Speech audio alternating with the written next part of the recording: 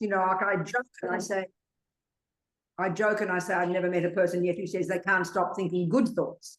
In other words, when our mind is uncontrolled, which it is, because that's just our culture, we don't learn, we don't have techniques to learn to control the mind. We just think the mind in its nature is berserk. I mean, people even make literature about it. You know, James Joyce, these famous books where he just did berserk, uncontrolled, unedited words as if it's somehow kind of art. I mean, it shows how demented we are, in my opinion. So we have to learn to, you know, eventually the point is, Eileen, when you've got single pointed concentration, shamatha, which these genius Indians invented, this technique more than 3,000 years ago, it's a skill that enables us to have complete, utter, and effortless control over every tiny thought. So that's the goal, first level goal, you know, so we can then begin, so then we can learn to have thought, you know, we can then learn to have thought, control our thoughts and stop having negative thoughts and start having positive thoughts. That's the process of becoming a Buddha, Eileen. Yes. It's the job to be done. So because our thoughts are uninvited, they're just berserk, and we have like 1,000 thoughts a second. So we don't even hear them. We just are so caught up in our lives and doing the dishes and looking at the outside world. We hear them in the back of our mind, but we don't pay attention until they're shouting, until they're emotional. And that's just too late. Right. Do you see what I'm saying? Yes. The bottom line of what being a Buddhist is learning, using eventually single point of concentration and all the practices we do to be able to have effortless control over every thought. So eventually we can rid the mind utterly of all the negative ones and perfect the good ones. That's the meaning of a Buddha. That's the job. Do you understand? I do, on one level. I just, for instance, you know, so we're sitting, you're sitting and you're watching the mind, right? You're breathing and it's going and you're letting it. No, wait a minute. Stop. Just a minute. Stop. What do you mean you're watching? You mean you're sitting in meditation, or you're sitting watching television, or you're sitting talking to your husband? What are you talking about? What scenario are you talking about? Yeah, and they're sitting, let's say, trying even for 5 minutes to sit in meditation. Okay, it depends on what kind of meditation you're talking about. What kind of meditation? There are a million techniques. So which one are you talking about? Well, watching the breath. Well, watching the breath, and then the thoughts come. What are you doing? Why are you watching the breath? What are you trying to accomplish? What's the point? Well, that's what I'm struggling with. I mean, I guess I'm trying. You having to learn these things. Do you know why you sit down and watch your breath? What's the point of it? Do you know why? Well, I'm thinking maybe that will help me not to be so overwhelmed by thoughts. Do you know where this comes from, this technique? What's its purpose? You don't know. Well, to try to calm a little bit so that I'm not running. No, not try to calm a little bit. No, it's coming from the Buddha. It's a simple use of the ability to be able to concentrate. It's a good starting point to help to learn to concentrate. So why would you want to learn to concentrate? Is so you can learn to hear what the mind is doing. And then on the basis of studying the Buddha psychological model, you learn to identify what is there and do this job of unpacking and unraveling the thoughts and identifying the neurotic ones, arguing with them, or eventually stopping them and growing the positive ones. That's the long-term goal of being a Buddhist, simply speaking. So you've got to start somewhere because the mind is uncontrolled. Buddha's got us these two main kinds of meditation. One is called concentration. The world calls it mindfulness, 47 varieties of it. And the general idea is just trying to make us a bit calmer or something. No, not necessarily. It could be useful. But the point of sitting there and making a decision to pay attention to your breath is because the breath is a simple thing to focus on because this happens anyway. It's just there. You utilize it and you decide to pay attention to something. The breath's a good example. So that you're learning not just to mindlessly follow every thought. You're learning to pay attention to the breath simply to train yourself not to follow every thought, which is what we tend to do mindlessly. We're absorbed in our thoughts 100% of the time, even though we're doing the dishes and doing this and doing that. The thoughts are in the back and we hear them and they're jealous, annoyed thoughts, upset thoughts, or pity thoughts, angry thoughts, but we don't even hear them because they're just chatting away and we're having these endless conversations and believing every word that's going on. Yes. This is normal life until eventually they get so loud and then we have a mental breakdown. So we've got to learn to start to focus. So we're stepping back for 5 minutes, attempting to step back and consciously not follow the thoughts. That's what you're training your mind to do. So then you bring to bear that technique into your daily life. And when you get off your cushion and go down to the kitchen, like I always joke, and you hear your hubby or whoever you live with slurping their coffee, whereas once you would have just blurted out the angry thoughts, now you are, because you're training your mind to stay focused on one thing, doesn't mean you'll have focus, but you're training. You bring this ability to be stepping back from all your thoughts, and then guess what? You start to notice them. You start to notice them. You start to notice them, what they're saying, the angry thought, the jealous thought, the depressed thought, the self-pity thought. And then these are the ones that are coming uninvited. And then you start to hear them, and then you start to learn the wisdom part of you, then can argue with them or tell yourself to shut up. So when you hear the slurping, you go, it's okay, Eileen, it's just a noise, and I'm labeling it as annoying because my attachment doesn't want it, my anger gets upset. Be quiet, it's okay, it's just a noise. I can change the way I think about it, and then you've just solved the problem. So more and more, what we're learning to do as we get better and better and better and better at this is every second of the day, we are literally being this very sophisticated therapist with ourselves. Are we communicating, Eileen? Yes. That's the job of being a Buddhist. Yes. I mean, Buddha doesn't say it like that, but you can extrapolate, and put it in modern language. Until you get to the sophisticated level of having single point of concentration and having studied the Buddhist model of the mind, which is amazing, and having studied emptiness and having studied impermanence and having studied the law of karma, you have this extraordinary world view in your mind. And then with all of that being the tools, you then are able to do this job of unpacking and unraveling your mind and ridding the mind eventually of all the negative stuff and fully developing the positive, and you become a Buddha. Are we communicating, Eileen? Yes, we are. Thank you. Thank you. Thank you. So one step at a time, Eileen. Yes. Do you study the teachings, Eileen? Of course I do. Oh, yes. But that's the issue. I study, but my weakness is practice. I mean, it just is. I have to be honest, What do you mean by practice, Eileen? Well, sitting my tush down, to even do 5 minutes. Why do you assume that's only that as practice? Are you trying to become a better person? Well, yes, no, the teachings are helping me to notice things all the time. Serious question. So you have this wish to be more ethical? Absolutely. You've taken vows and taken bodhisattva vows, perhaps? Yes, absolutely. You try to keep your vows? I'm conscious if I do, Okay. as much as possible. You think about impermanence, and you think about karma, and you think about emptiness, and you think about bodhicitta. Absolutely, totally. By practicing. I'm not trying to be sarcastic, but that is what practice is. I don't. If you can sit and watch your boring old breath on your tush, but get up out of your cushion, and then just not think about it for the rest of the day, that's not practice. That's just fantasy. But if you're doing it every day, you mightn't be getting concentration. That's what you sit on your bottom for, get some concentration and to do more depth in your practice. But if you're doing everything else, you are practicing, Eileen. You're taking it all seriously. You're programming your mind with these viewpoints. Yes. Oh, I am. Absolutely. That's what practice is, baby. Yes.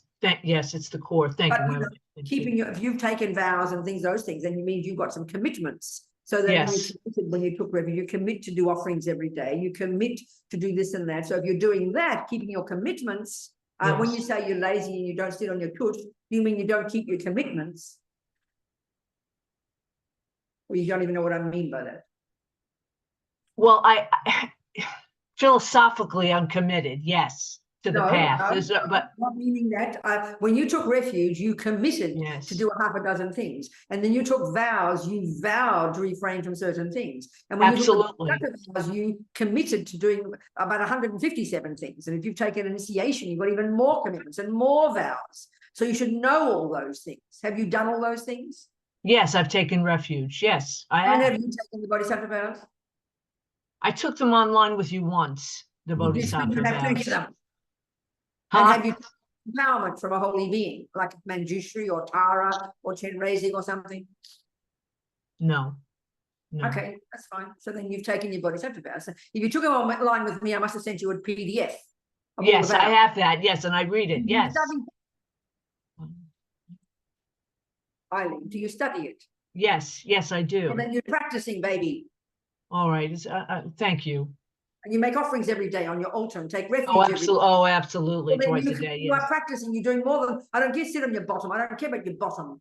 I don't care about watching your boring old breath. You're doing practice, baby. So be happy. Thank you. Yes. Good. All right. That's great. Thank you. All right. Anybody else? Discussions? I mean, the whole, you're going. Can I ask you about taking refuge? Yeah, sure. So I was raised Catholic. Yeah. And over the past few years, I've been coming to your teaching. Yes. I love the Dharma. I love the Yes. philosophy and science of the Yes. mind. I've been practicing it kind of in the way you just Yes. described. That Good. stabilization, meditation, analytical Right. level. Okay. But I don't want to take refuge. Like, I don't want to take it lightly, the idea. That's right. It's just important. It's a serious commitment. It's very That's committed right. Okay. for many lifetimes. I mean, Well, no, it's just life. It's okay. oh, okay. Don't panic. So, Although they do say the bodhisattva's vows go from life to life. oh, Power. So then, okay, so then, okay, so go on. well, I was just, how should I think about my own preparedness to take refuge, or how did I discern that? Okay, of course. So in other words, what are the prerequisites? I suppose. What are the prerequisites? Am I ready to take refuge? Well, you've listened to the teaching, right? Yeah. You like the Buddha. You've Yes. checked up on the Buddha. You think he's a valid person, Yes, possibly a real person, and you like Buddha's ideas and his viewpoints about life.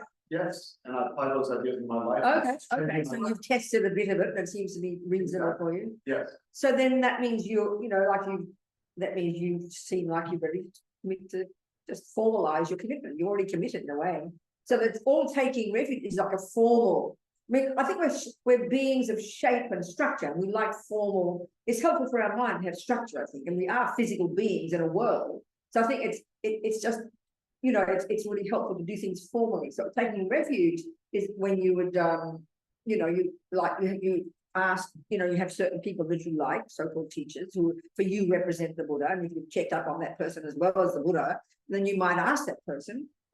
So in my case, for example, I've been given permission by my teacher to give refuge. So I think, so it's a formal ceremony, very short, in which, I think it's like this, I got this permission from my Lama, and I got these teachings and my vows and my commitments from my Lamas, and they got those from their Lamas, and they got those from their teachers, and they got those from their teachers. And that's what a lineage is, a real living lineage of human minds going back and back.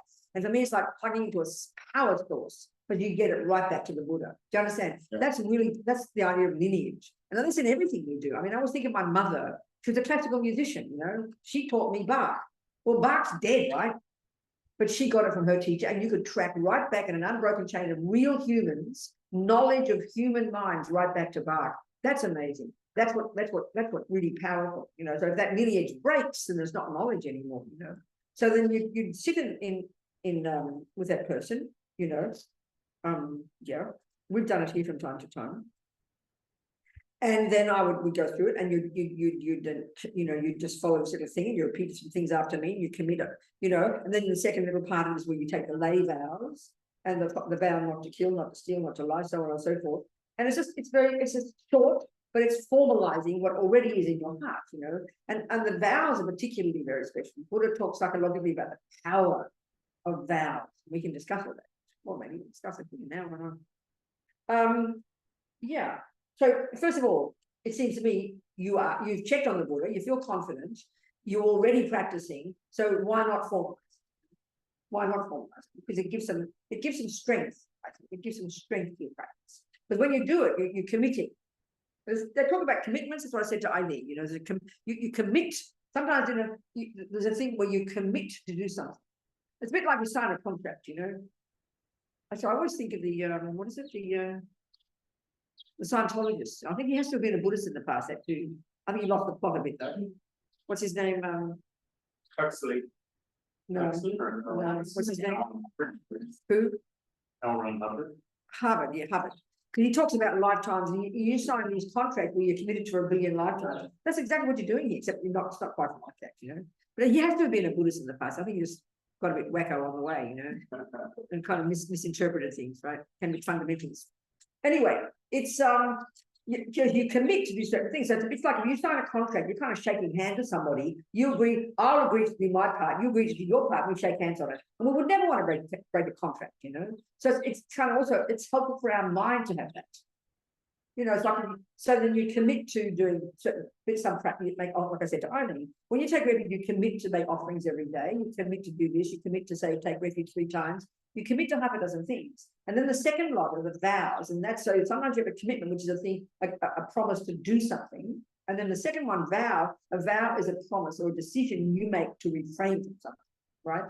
And so they're both, so it's just a tasty thing to do. So it becomes formal, and then it's sort of in your head. You know, I think we understand that.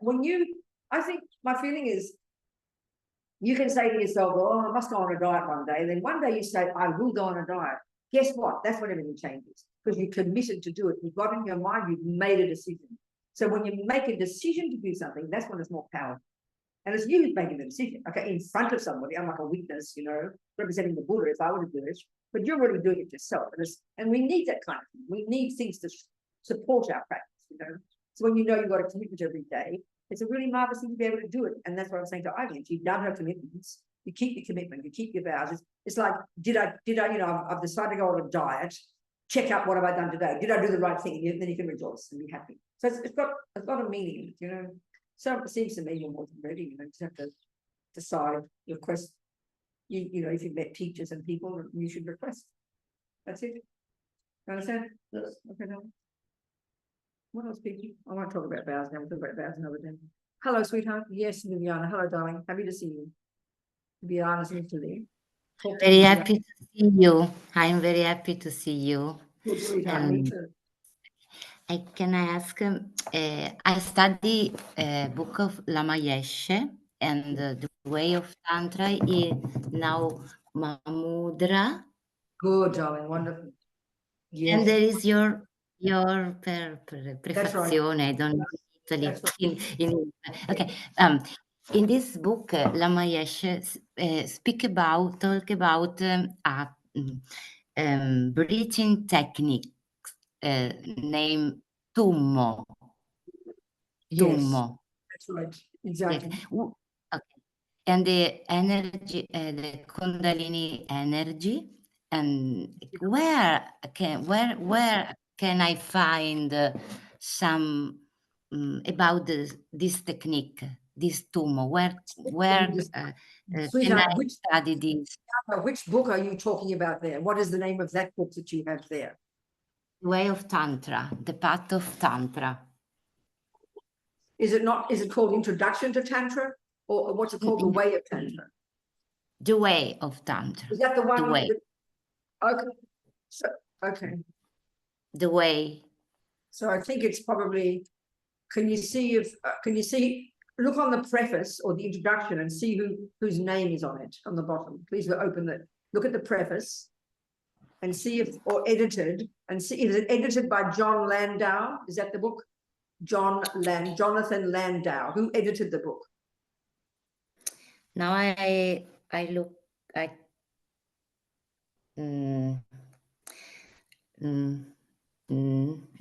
introduction.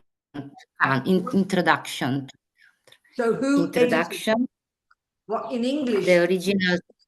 The original title is Introduction to Tantra. Who edited the book, Viviana? In Italy? In English, who edited it? What is the name of the person who edited this book? Okay, yes, I understand, but there isn't. I can find. On the title page, sweetheart. Look on the title page where it shows the information. The very first page, it says the title, and then it says the author, and then it will say the editor from the English. Who was that?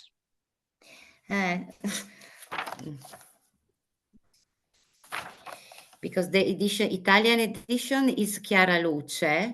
Understand, not the publisher, the person who did the editing of the book. What name is that? American name.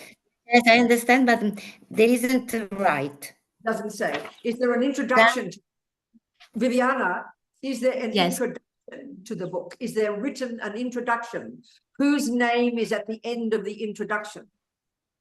Prefazione. Who wrote Okay. the Is Jonathan Thank Lando. you. Now I know the book. Thank you, darling. In English, it's called Introduction to Tantra.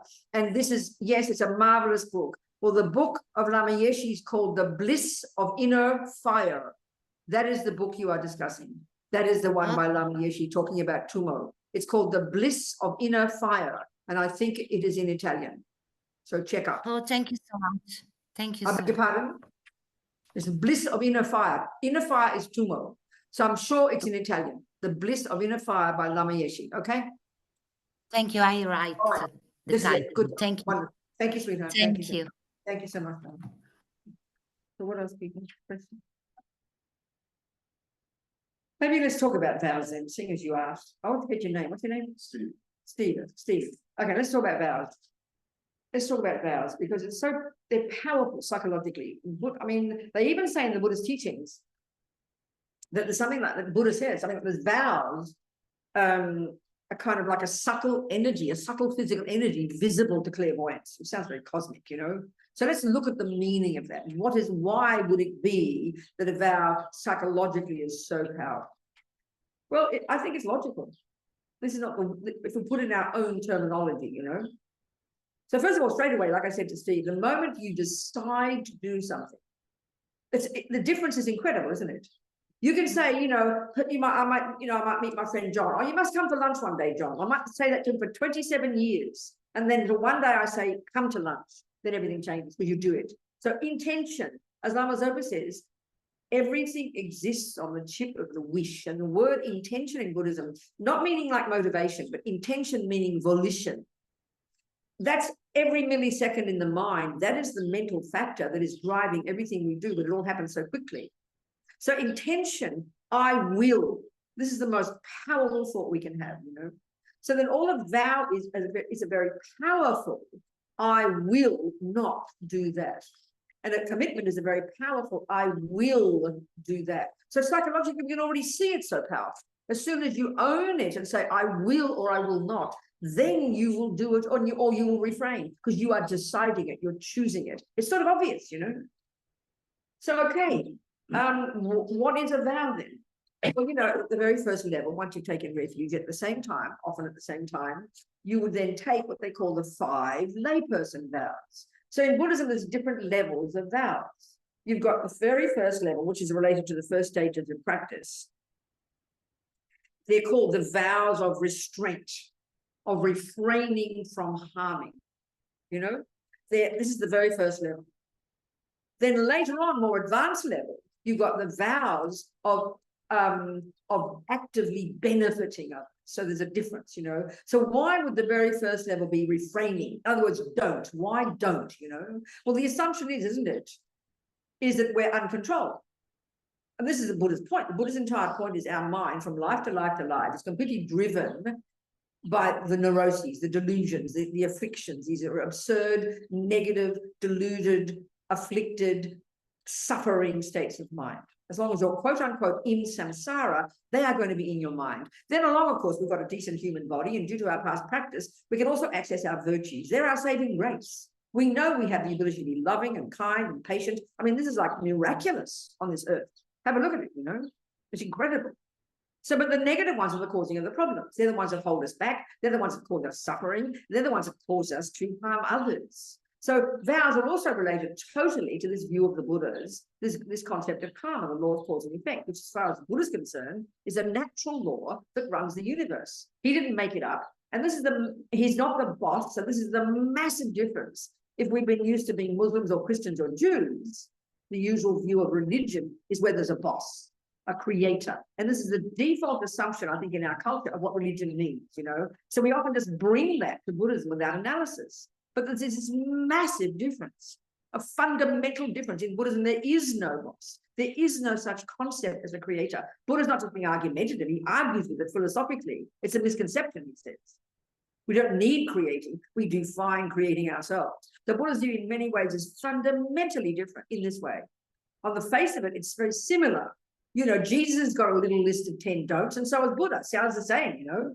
Jesus says, don't kill, don't steal, don't jump on the wrong path. And so does Buddha. So it sounds like identical. But what's hugely important is the basis for that instruction. So Jesus, you ask him, and I always quote this, I always tell you this, you know, I asked my Jesuit priest friend, I asked him, what is a sin by definition? What makes something wrong? And it's a really powerful question to ask ourselves. Instead of just, oh, I should do it because I'm a good girl, you know. No, why is something wrong? What makes it wrong? In other words, how do you define morality? How do you even define ethics? And this is one way that is brilliantly held in Buddhism. It's incredible. It's very, very clear, you know. So the Christian one is super clear as well. Given that they posit the presence called God, who is a creator, who is all-knowing, all-seeing, all-compassionate, all-wise, doesn't have a cause, has always been there, and then whatever reason, and I always ask, I don't know why, but God has his reasons, he creates me and creates the universe and creates the rules. Of course, he's the boss. And everything in Christianity is based on that assumption. So by definition, if you say, by definition, a sin, this is what Jesuit priest friend said, when Jesus says, don't kill, you should ask him why not. It's reasonable, you know? And he will tell you it's wrong because God said not to. I can't describe the power of that, you know, that's incredible. And if you want to be a Christian and have faith in God, you will live a very good life and you will do God's will. And that's amazing. I'm not criticizing. But Buddha's not a creator. He doesn't posit a creator. He's not being criticizing people, but he says it's a misconception. His philosophical teachings about emptiness completely would argue with that. So it's a huge, massive point. You know? It's all about how things exist. The concept in Buddhism about a creator and a soul, both of them being this inherent, intrinsic, uncaused energy. Buddha says that's just not viable. When he really goes, this is where he diverged himself from the Hindu teaching, you know. It's a huge point, philosophically speaking, and therefore experientially. So the Buddha says also, don't kill. But you ask him, why not? And he will say, no, first of all, you ask, what is, you know, he will say, okay, what is a sin for the Christians is an action that God says you shouldn't do. And what makes it wrong is because God said. This is so powerful. It's like in your mother's household. It's the same thing. Mummy says, make your bed every day. And you don't. So you went against mummy's will. That's exactly the same. There's nothing intrinsic about not making your bed, good or bad about it, but you didn't do mummy's wishes. So that's a really powerful point. And indeed, in Buddhism, there are some vows like that. Like, you know, Buddhism calls them natural negativities, like the fundamental ones of killing and stealing and lying and harming. They're natural negativities. So for the Buddha, when he says don't kill, for him, killing is a negative action. Some even people translate the Tibetan as sin. Why? Is not because he said. He's a messenger. It's not because he said. It's because it harms others. Guess what? That's what makes it negative. That's what makes an action of killing a wrong action, because guess what? It harms others. That's very powerful. The priest friend said that has got some role in why killing is a sin. But the main reason it's a sin is because God said. This is so tremendous, but that's instinctively, that's our view of what we think religion means. So Buddha is, for us, that's another variation of God, you know. Don't kill, don't steal. And if you do, you get punished. That's the dualistic view of ego. Buddha, the dualistic view of ego. And that's the view of self-existent I, self-existent it and there, that creates that view. And Buddha says it's a misconception.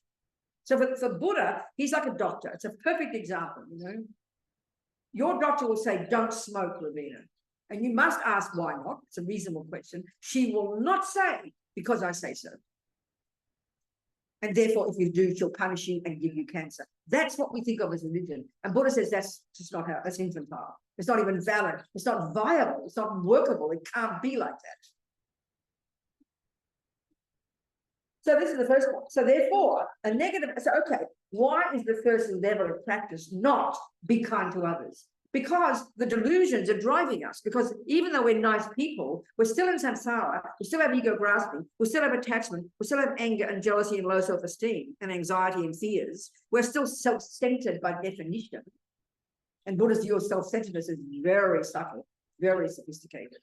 And so we have to learn first, before you get anywhere near working on your mind, junior school, entry-level grade 1 is where the karmic one comes in, and he simply exhorts us, well, at least start with these 10 little instructions, 10 little list of 10 don'ts. The first 3, at least refrain from killing, stealing, and jumping on the wrong path.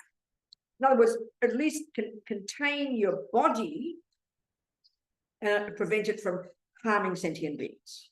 So the very first level is about the body, and then the second 4 of the 10 are about speech. So the first level of practice is to control the servants of your mind, your body and speech.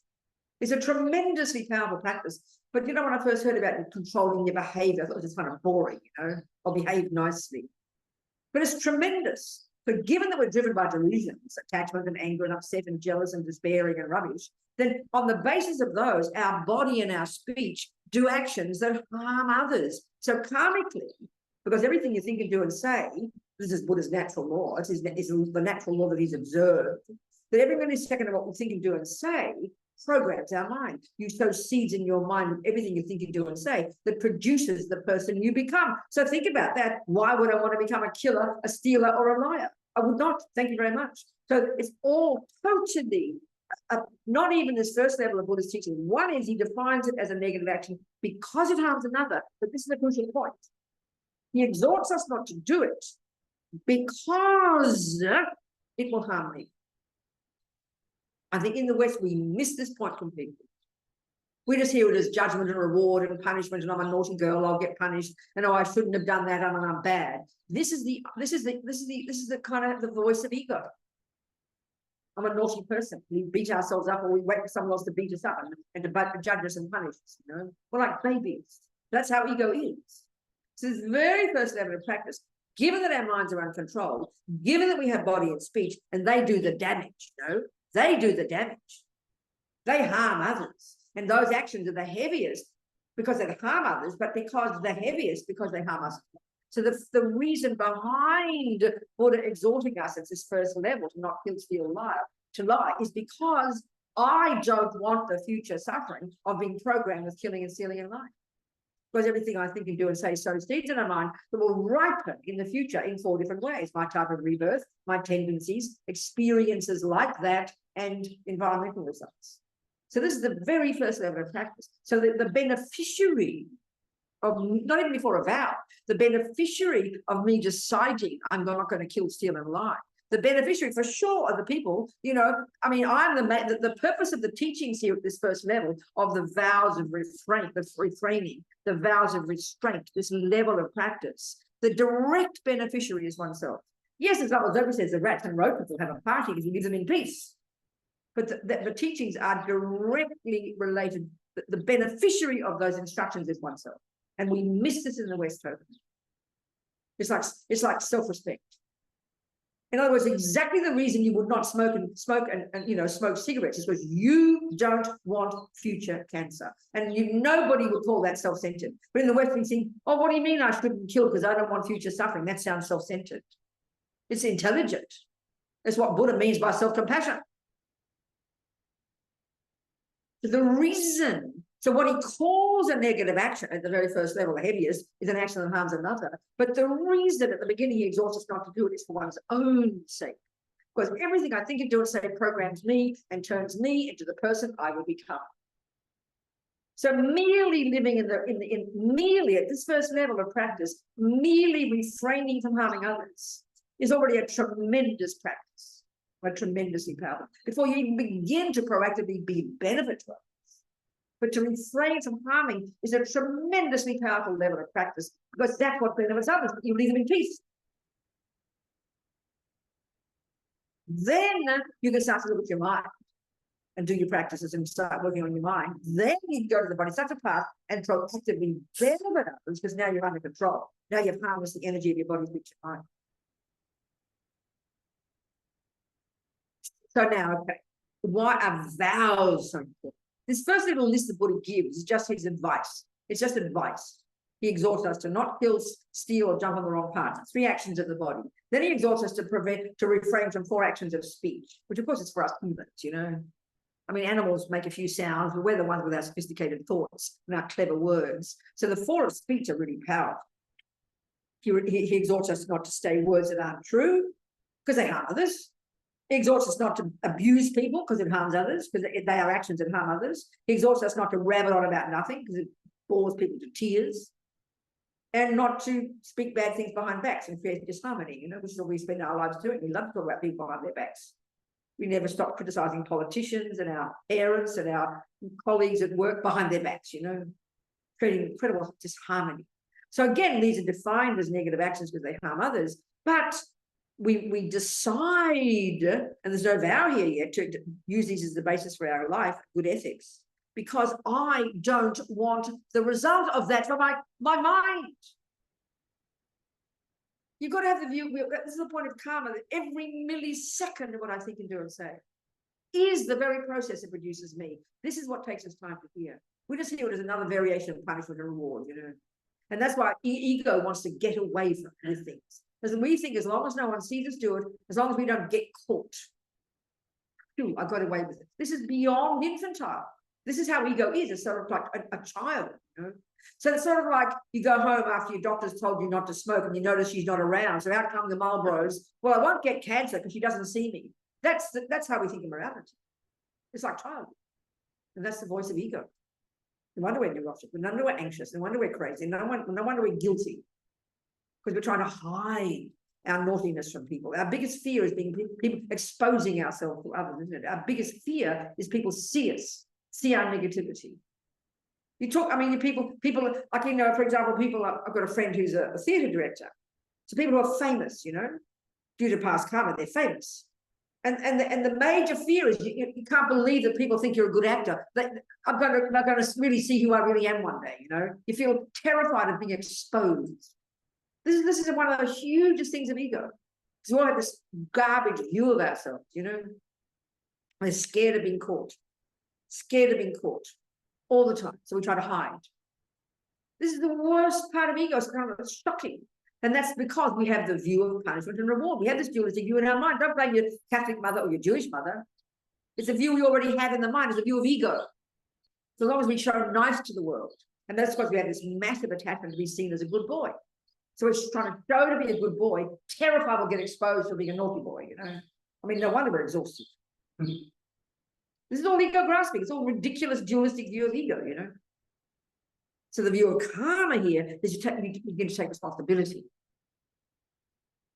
No one has to see you be good for you to get the results of your goodness. My Catholic mother used to say, virtue has its own rewards.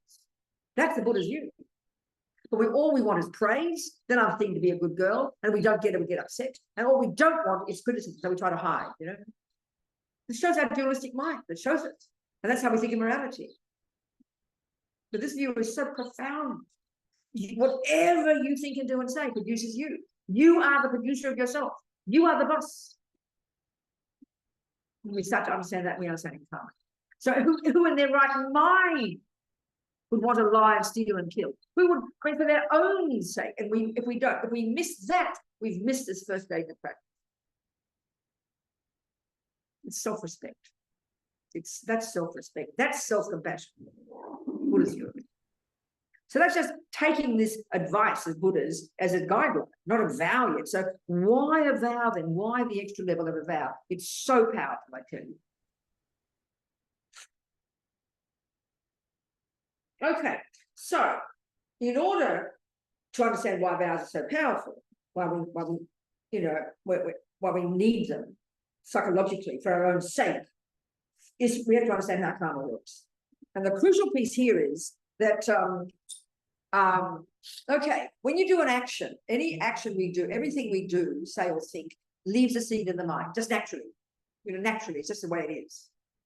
And they will ripen in the future in 4 types of results: a type of rebirth, a tendency to keep doing that action, an experience of having that action done to you, and even an environmental result. There are 4 ways our karma ripens, you know, 4 ways. So the thing is,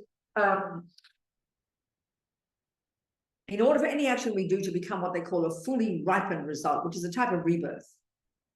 So for example, if we at least want another decent human rebirth after we die, which the Buddha would suggest is the best of a bad lot, because at least you've got a bit of intelligence, you've got access to some virtue. As an animal, you can't do much. As a hell being, forget about it. As a spirit, no good. As a god, you're useless. So best to have a human body. See, but if that's true among all the aspects, all the likely possibilities of a rebirth, according to his view, his analysis, his observation, then a human is about the best we can get. Because at least we've got access to some virtue, access to intelligence, access to ability to make choice, access to love and compassion, and ability to make choice, like a miracle.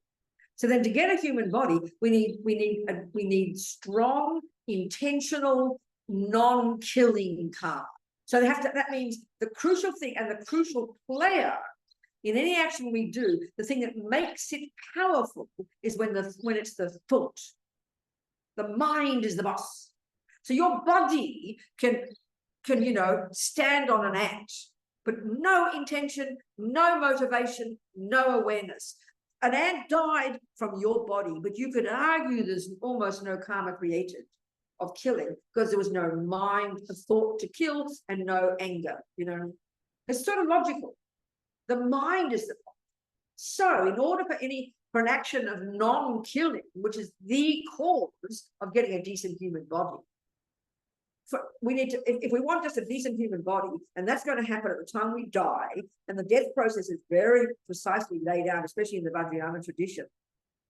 And so given that we've got billions of karmic seeds in our different bank vaults, I call them bank vaults, and we've got plenty of delicious, intentional, strong, non-killing karmic seeds, such that at the time we start to die, before we stop breathing, which has happened in our case, a few weeks before we found our way to our mother's body, one of our non-killing karmic seeds from our past actions, probably, as Lama Zopa says, practice in the context of a spiritual path, and more likely practice in the context of keeping vows of not killing, was a delicious, strong karmic seed of non-killing. Once the death process started, before we stopped breathing, one of those seeds was triggered, which in our case became the cause, even before we died, became the cause for us to get born to our present mother. She mightn't even have met our father yet, but the karmic seed created by me from my past non-killing, practice in the context of the spiritual path, and practice and strengthen in the context of keeping vows, was a seed that was triggered, that already before I died, my mind was programmed to go to my particular mother, Agnes Bliss, and when she hopped into bed with my daddy, Edward Courtin, tending it on him. My mother was called Billy, because her daddy, the parents wanted a boy. And they had a boy first, but he died. So she got called Billy, even though her name's Agnes. Anyway, my mummy, Billy Bliss, and my daddy, Teddy Court. So they knew each other by then, but I already was programmed weeks before to go to that mother. I booked my womb. I was joking about it. Sorry. I'm supposed to laugh at that. You didn't. You hear what I said. Booked my womb. Anyway, that was caused why we got a decent human body with the other conditions as well that enable us to have a spiritual path was because we lived in the vow of non-killing. So now I'll explain the vows in a minute. Never mind. But to have one of those, a non-killing seed practice in the context of vows, it makes it 1,000,000 times more powerful. Because now I'll explain why. So, okay, in order for any action we do, like say example of non-killing, just to get another human body, for it to become one of those fully ripened results, which is to get a human body, there have to be 4 things in place when you do the action of non-killing. The first one, that there has to be a living being right in front of you. Let's say the mouse in your kitchen. The second is your mind involved in it. This is the crucial piece. There has to be, and this is more sophisticated than this, but this is at least basic. There has to have been the intention, I will not kill. Even the recognition, first there's a living mouse, then the intention, I will not kill, and then the motivation, compassion. All those come together quickly, but they're 3 separate thoughts: in acknowledging there's a living mouse, intention, I must not kill it, and motivation, compassion. That's the second step, the mind involved. Third, you do the action. Fourth, result, happy living mouse. Thank you, Robina, bye-bye. That's, roughly speaking, a complete action of non-killing, and that leaves a very powerful seed in the mind, goes into your bank vault. Now think about this. How often do you have that scenario? If you're living in India during rainy season, I tell you it's like Jurassic Park. And you will have that almost every second because you're meeting creatures all the time. But I mean, in my New York apartment, I don't ever meet a creature. I met one water bug one day, you know, big fat thing. So I did try and save him, but I don't have a mosquito, I don't have rats, I don't have cockroaches. So I'm not meeting living beings I want to kill. I'm not meeting living beings that I have to decide not to kill. So then, as long as if I don't have a living being in front of me, and therefore there's no intention to kill, therefore there's no intention not to kill, therefore there's no compassion, therefore there's no karma. So even though we're nice people, all day today we've been nice people, but we haven't created one single karmic seed of non-killing, which is we need just to get a human body because we haven't met a creature. So we're nice people, but this is, being nice is not enough, as Lama Zopa says. So it's got to be conscious, intentional. So when it's intentional, you meet the mouse, then you pop a seed in your bank vault. So what about the rest of the time? Well, that's where vows come in. So having a vow, which means, you know, let's say Steve decides to take refuge, and he's in front of the person who's decided he's going to take refuge from, and you decide to take the vows, and you're going to say, you know, and you're visualizing the person, you know, plugged into the Buddha source, and all the beings since the Buddha there, delighting that Steve's going to live a committed life in relation to not harming, not killing, not stealing, not lying. He's going to commit to it, formally decide. He's going to define himself as a non-killer, non-stealer, non-liar. That's much more powerful than merely not stealing occasionally. You decide, I'm going to define myself as a non-killer, a non-stealer. So that puts more power in the mind. And as Lama Zopa says, when you've got a vow not to kill, you've taken it that day, and then you reiterate it every day, and you purify your broken vows every day. It's putting atomic bombs under the tendency to kill every single day. And it's programming your mind to become a non-killer, such that next life, you will wake up in this life, you'll get a human body for a start. Second way karma ripens, you will have no thought to kill. Now look at the human realm. I think 99% of humans have a tendency to kill, which means 99% haven't lived in vows in the past. This is a tragedy, you know? So you'll wake up in this life with no thought to kill. Second, you will not get killed and you'll not die young. And third, fourth, environmental result, you'll be fat and healthy, and food will nourish you, and the air will be nice, and you'll be fine. So the four results of non-killing are you get a human body, you wake up with no tendency to not kill. You wake up, you will not get harmed or get killed by others, and you'll have a fat, healthy body, and whatever you eat and drink and taste will nourish you. These are the four results of non-killing. And that's the result of because you've lived in vows. So look at the number of humans who've got a human body. 8 billion or something. But then look at the number of people who have intention to kill. Ants, rats, dogs, cockroaches, babies, you know, look at it. Then you look at the people who die young and get killed and die young. Millions. Look at babies. I mean, babies die young. Fetuses. I always think if you did research, you'd probably find that there are more beings who get the karma to be born as a human, to go to a womb, who die before they're even born than those who are born, meaning fetus, you know. In other words, I had an abortion. I always use this example. I had an abortion when I was 23. So this being, due to karma, I hopped into this bed with this bloke. I vividly remember the day. And this being was in the bardo. Before they died, this karmic seed to get born to my human womb had been triggered due to strong karma with me. Then they died. Then they're in the bardo. Then I hop into bed with this boy. And then they come running and jump into my fallopian tube. And then boom, this person was in my womb. So then due to karma between me and them, I decided I was going to have an abortion. And I did have an abortion, okay? So this person had the karma to be born a human. First way karma ripens. But second, I don't know about their tendencies, they didn't get born yet. But the third one, called experience similar to the cause, they had the karma also to get killed by me from another track of karma. There's 4 tracks. So this I always think of it to her. She got aborted at 12 weeks, you know. She had the karma like a miracle to get a human body, my human body, but due to other karma that she hadn't purified, because she hadn't purified all her karma by living in vows, she got the karma to die young. She died as a fetus. You know? So the experience where the cause is you die young or get killed. Look at the human world. Look at the humans who have a tendency to kill, which is the worst one, you know. You wake up in this life and you go fishing and you love fishing. You're in love with fishing. You're in love with you get a job to kill billions of beings. You do this. But killing is so common in our culture. Whereas if you've taken vows of not killing, like I said, Lama Zopa says it's so powerful psychologically, you'll have all 4 results of non-killing. You will have a human body. You'll have no intention to kill. You won't get killed, and you'll have good environmental karma.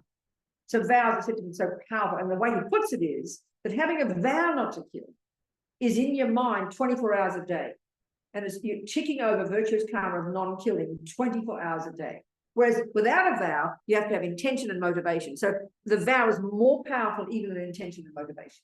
Because you've decided on that day, Steve's kneeling there, and he's decided, I will never kill. And every day he does his purification, he purifies his killing, and he thinks it's right there next to him, thinking, I must not kill. And it's in his mind 24 hours a day, and 24 hours a day, he's ticking over virtuous karmic seeds, fully delicious karmic seeds, and dropping them into his non-killing karmic seed bank vault.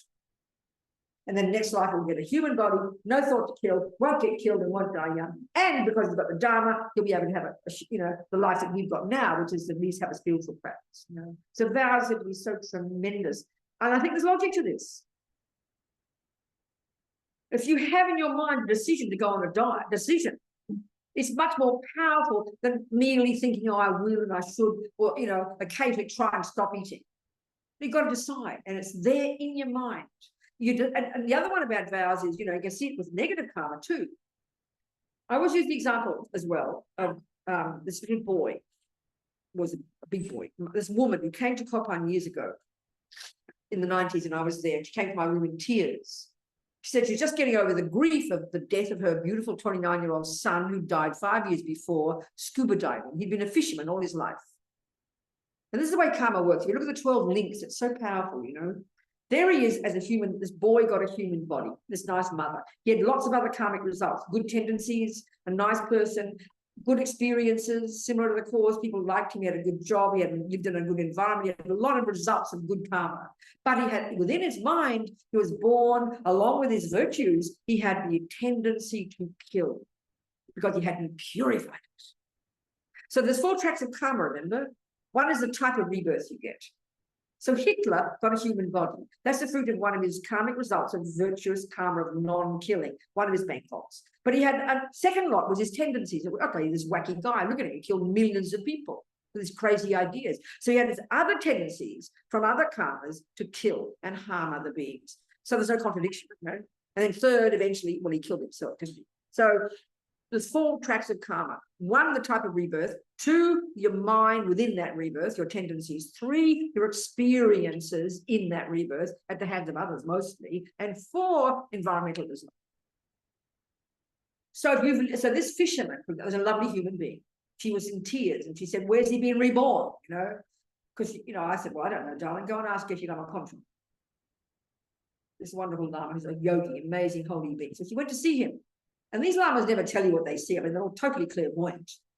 You get clairvoyance when you get single-point concentration, Buddha says we've had countless lives.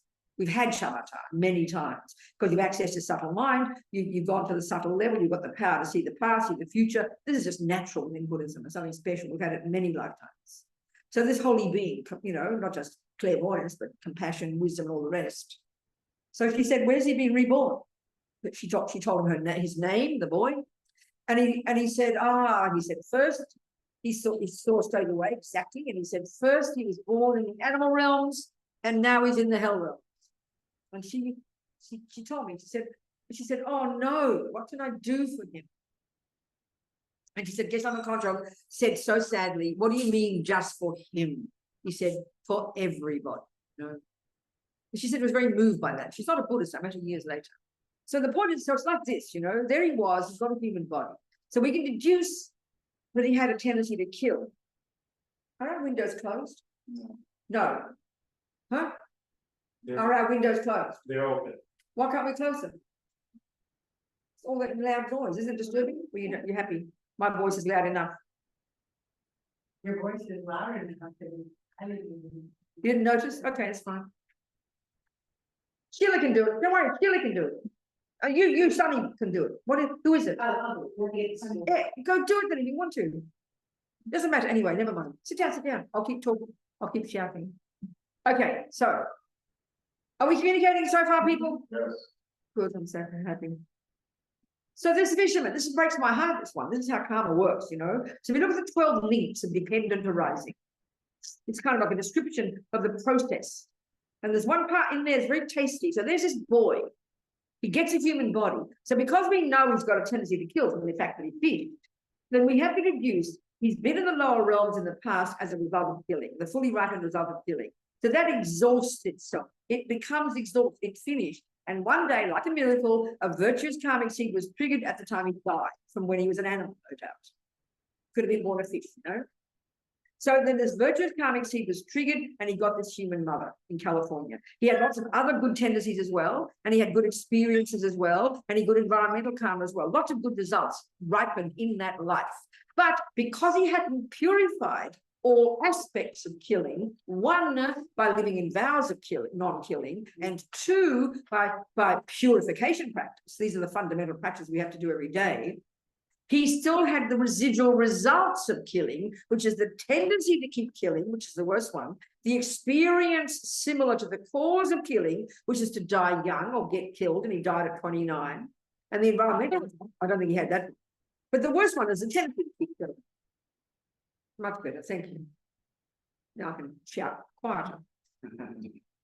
So this is the point about vows. So then the 12 weeks works like this. There's one of the first things is like, there's a little boy, and someone decides to take him fishing. He hasn't thought of fishing until he meets the fishing. So one of the sixth of the links is called contact. You make contact with the object.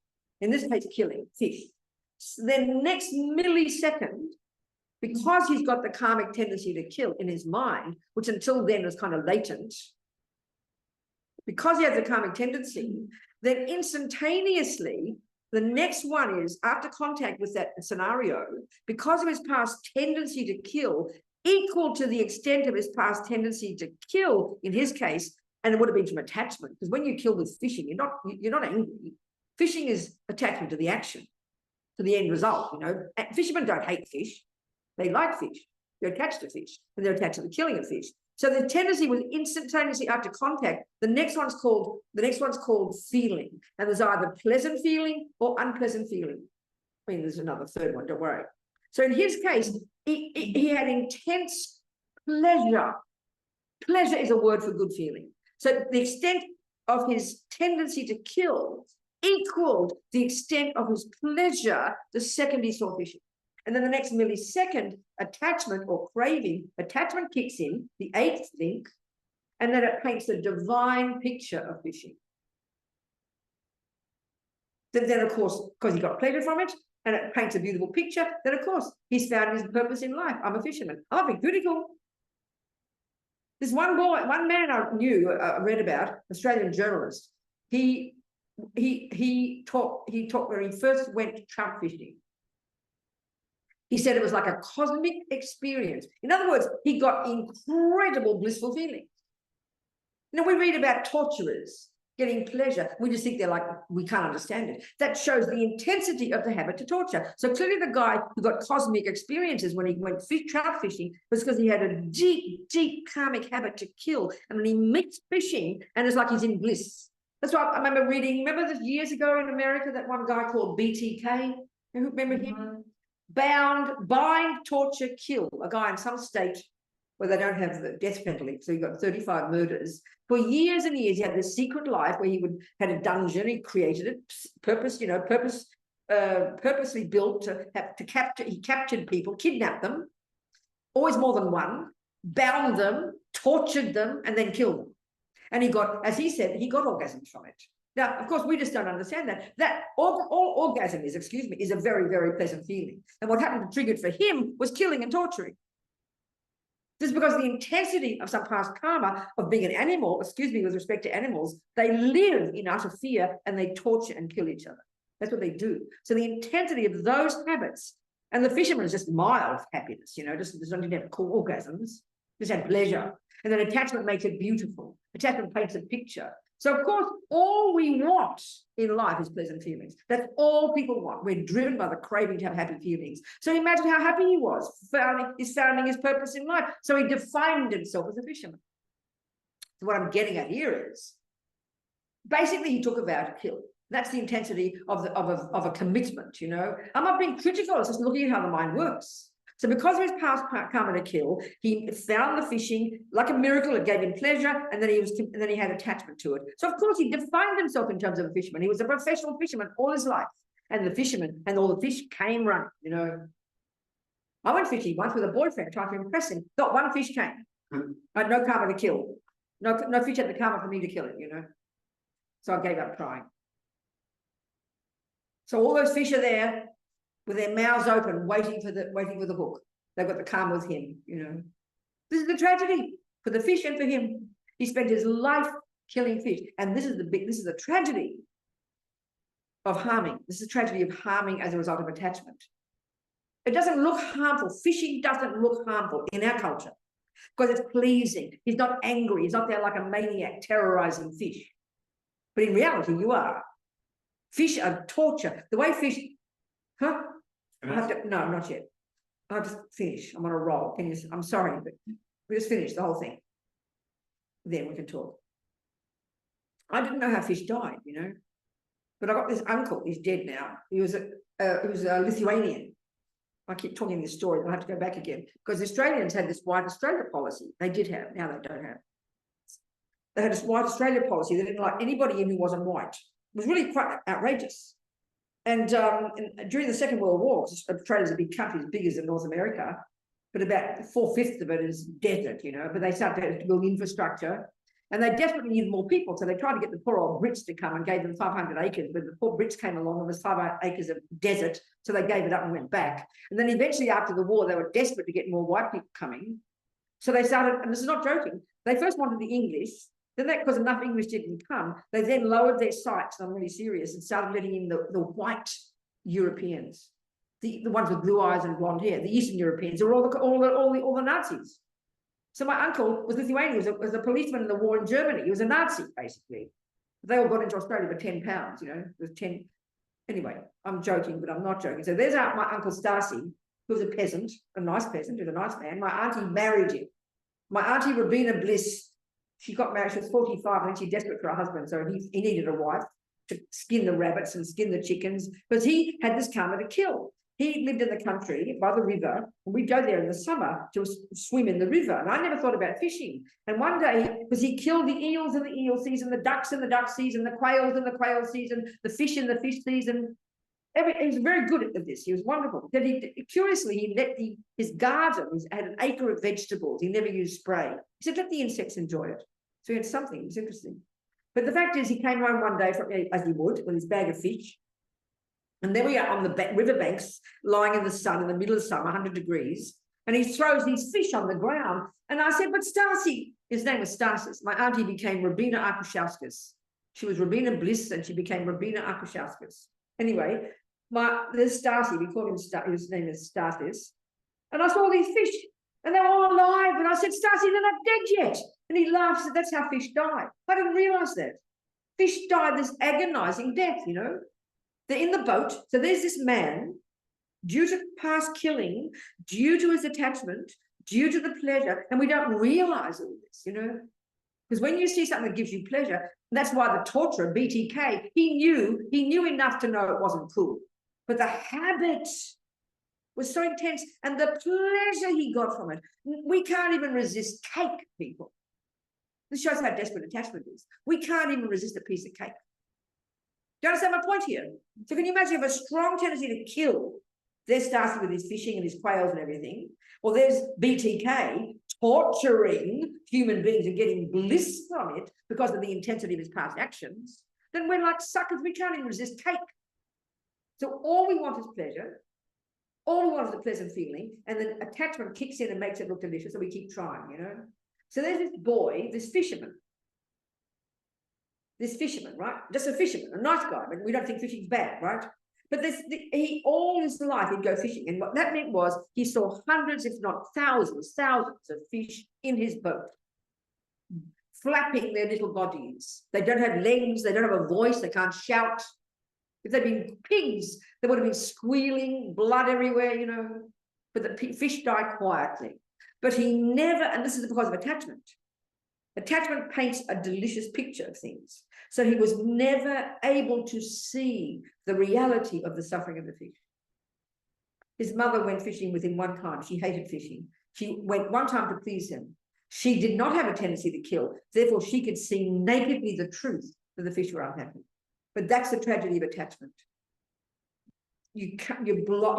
attachment paints a picture that suits your needs. So because first, though, pleasure came because it's past karma. The pleasure was triggered, intense pleasure, then attachment kicks in, makes it a lovely picture. And for the rest of his life, this nice human being, a good person, generous with his fish, kind, could never see the suffering he's causing. And that's not even out of anger, it's attachment. So living in vows purifies all that. You wake up in this life because the power of vow is so strong that you're defining yourself daily as a non-killer. Basically, he defined himself as a killer every day. So the karma is 1 billion times more strong than merely going fishing sometimes. So equally, living in a vow not to kill is 1 billion times more strong than merely not killing sometimes. It's just more powerful psychologically, you know. So that's the power of vows. Are we communicating? Now you ask me the question. Yeah, so I understand you're talking about the vow to not kill, but obviously we do, or I do. Well, I don't know. I mean, you shouldn't have got a vow. It's outrageous. How can you live like that? I mean, But how can you have a vow not to kill and kill at the same time? What are you talking about? What are you saying to me? so for example, I come home. No, it doesn't matter. Do you have a vow not to kill? Sorry? Do you have a vow not to kill? Yes. Did you take refuge? No, not yet. Well, then you haven't taken a vow then. I guess not. So you haven't taken a vow. So then you don't have nothing to discuss. So you better decide if you're going to kill. You've got to decide if you want to take a vow and see the benefit of a vow. That's what you've got to decide to do. I'm not trying to be moralistic this year. I'm just giving you Buddha's view, you know. Mhm. So you've got to decide. That's where you've got to decide. That's why deciding something is so powerful. Do you understand? So you've got, I'm not just, you have to decide. And see, and the only reason to decide anything is to see if there's a benefit to it. The only reason to do anything is you think it's beneficial. So, you know. Are we communicating? Okay. Sonia, yes, sweetheart. So, I live in a community where a lot of people. What, sweetheart? I live in a community where a lot of people fish. Okay. So they have this very strong karmic connection to doing this action. Clearly. How can I help? Like, is there a way? I understand, darling. No, the only way you can help a person is according to their wish to be helped. That's what I mean. If they. Well, if there's no wish to help, you can't help anybody. This mother, she couldn't give a boy lecture, wouldn't do any That's good. what I mean. When the intensity of the karma is so strong, you know yourself, if you've got a strong habit, nobody can help you until you're ready to be helped. So you just have to love someone for who they are. And I mean, you know, like I was joking, one of my sisters who's very compassionate, but she could never stand ants. And she'd kill the ants. And she always knew she'd joke about me being a Buddhist and killing the ants and sort of apologize. And I would not ever try to criticize her or stop her. I said, hang on a second, Julie, wait a second before you kill them. And I'd say mantras and blow on the ants. That's what I would do. Do you understand? That's all. Okay, I mean, don't panic. Oh, don't kill ants. Oh, I don't want to lecture. you can't lecture people. You can't force. I mean, many, you can say mantras on them, or you can suggest, depends on the person. And that's why it's so interesting. Some people go fishing, but save the fish, don't they? Still put the hook in the mouth, but then put the fish back. It's so weird, isn't it? What if the person has a motivation like to feed others? So Yeah, sure. This fisherman was very kind with his fish. like, Thank you very much. Well, you know, go out there, get all these humans, put them all together, and then you know, so I'm just doing this for their sake. Thank you very much. Great. Excuse me. Compassion. Okay. When you do an action, the key factor that determines the character of the action, so like say killing, is the motivation behind it. So the motivation to kill the fish is attachment. I'm sorry, it's attachment. But then we say, oh, I'll feed other people. That's like, but thank you very much. It has to be compassion for the fish, not for other people. That's why people have wars. I kill your people because you're harming my people. It's attachment. It's supposed compassion, but it's not. It's attachment. So that doesn't work. It's better than, I mean, there's levels and levels. So if you made everybody and kill everybody, it's more heavy than just killing one group.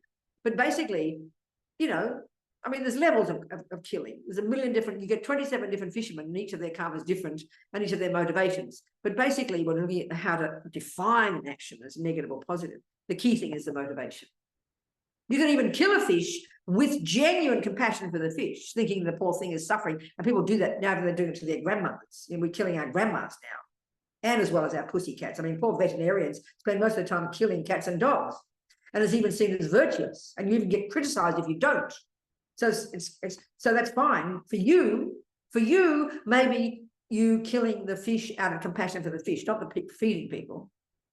But what about the fish? You just threw it from the frying pan into the fire, you know.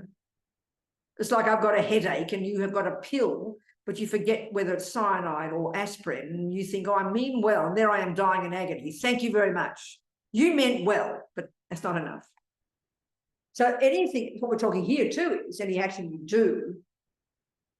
I mean, at more advanced stages, bodhisattvas, their compassion is so tremendous and their wisdom is so tremendous, they can even harm others out of compassion because they know the results. They're in charge of the process.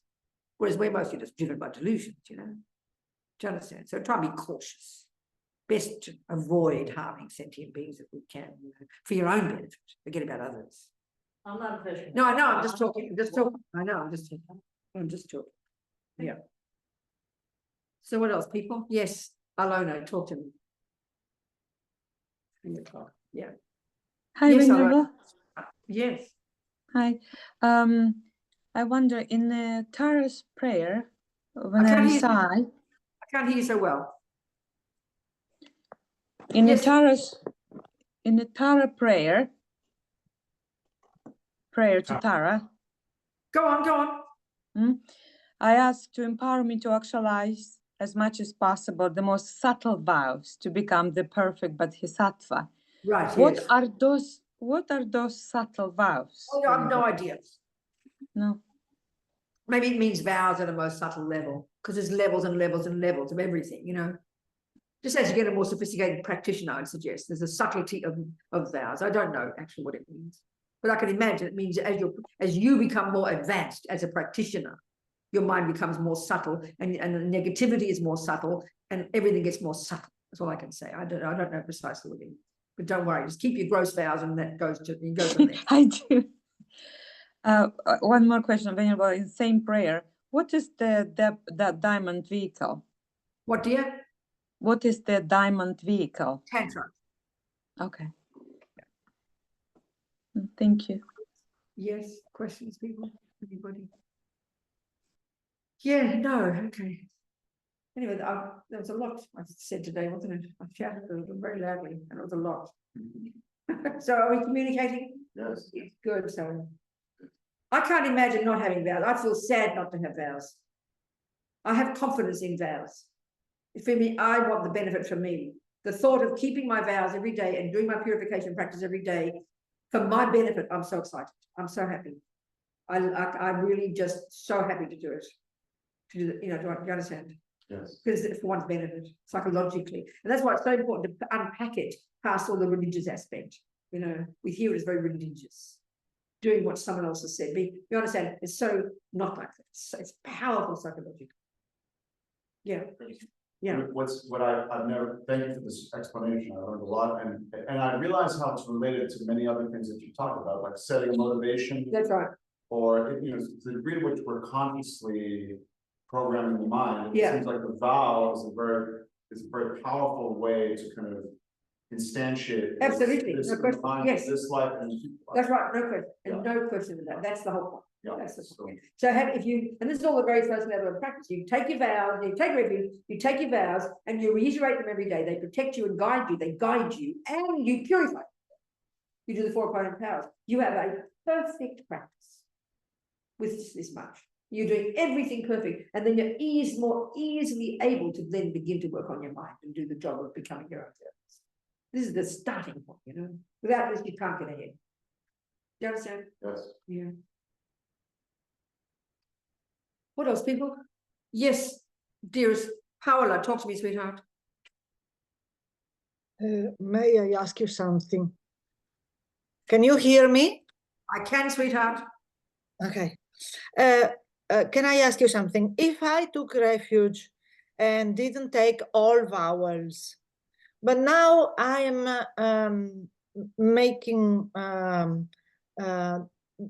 I am about to make the decision to take all vowels. Sorry, darling, you've taken, but I don't understand, Paola. You've taken refuge in the lay vows. What are you talking about?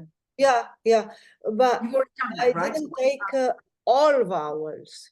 Sorry, what all vows? Which ones, darling? You've taken The vows. five lay you didn't- vows. Paola, are you telling me that you didn't take all the vows? Is that what you're saying? Yes. Okay, fine. What's the question?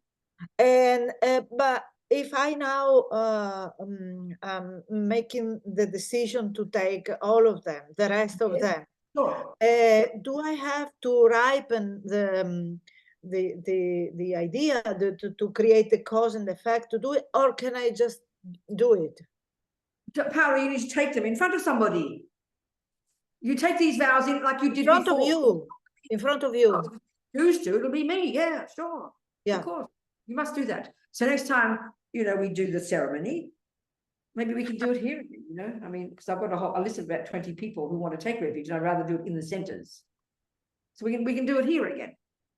So I'll put you on the list, Paula, and then when I do it here again, you can be part of it again and strengthen your refuge and take all the vows. Okay.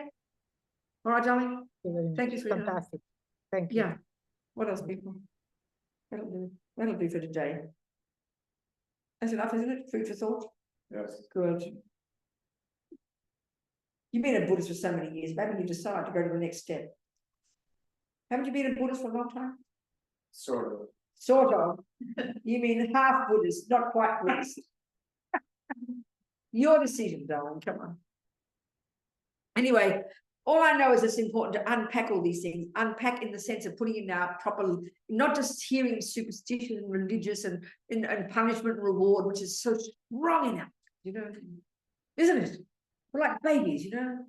This is kind of, it's sort of like, you know, if you're trying to play the piano. No, okay, I'll talk about vows this way. This is really true. Or drive a car. Forget about anything. You have you had to write down how many things you vow not to do just to drive a car. It'd be 179. But you don't say, oh, I'm not going to take a vow. You better take a vow not to put your foot on the accelerator at the same time as the brake. You'll destroy the car and die. So it's practical. But we hear this as religion, someone on top squashing us, you know. That's the dualistic view of the creator one, which we made up. Now, why do we have guilt and shame and neurosis? We're like babies, you know. Do you understand? We do it to ourselves. And then we see the advantage of learning what not to do when you drive a car. The reason is so you can become a good driver. Well, these are about becoming a decent human being. What you end up becoming is an ethical, happy human being. That's the method for this. This is the method for that. No punishment, there's no reward. There is no punisher, there is no rewarder. We are the boss. I think that's just great, I tell you. Do you understand? Sunny? Good. Better stop. I'm shouting more loud. So, okay, people, that's enough for today, okay? Thank you, darling. Jang Sub Sem Chog Rinpoche, Ma Ke Panam, Ke Guchi Ke Pan Yam Pam, Me Pa Yang, Gong Ne, Gong Du Baba Shol.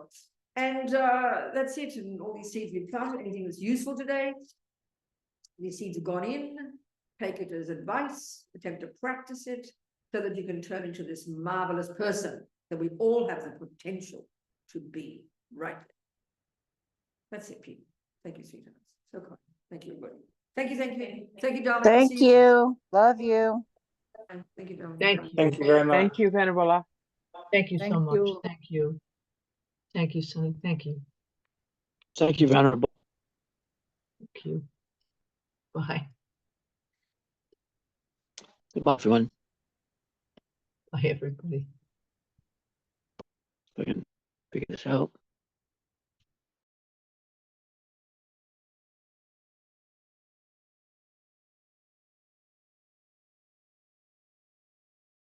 Okay. Thank you so much, Sonny. Thank you.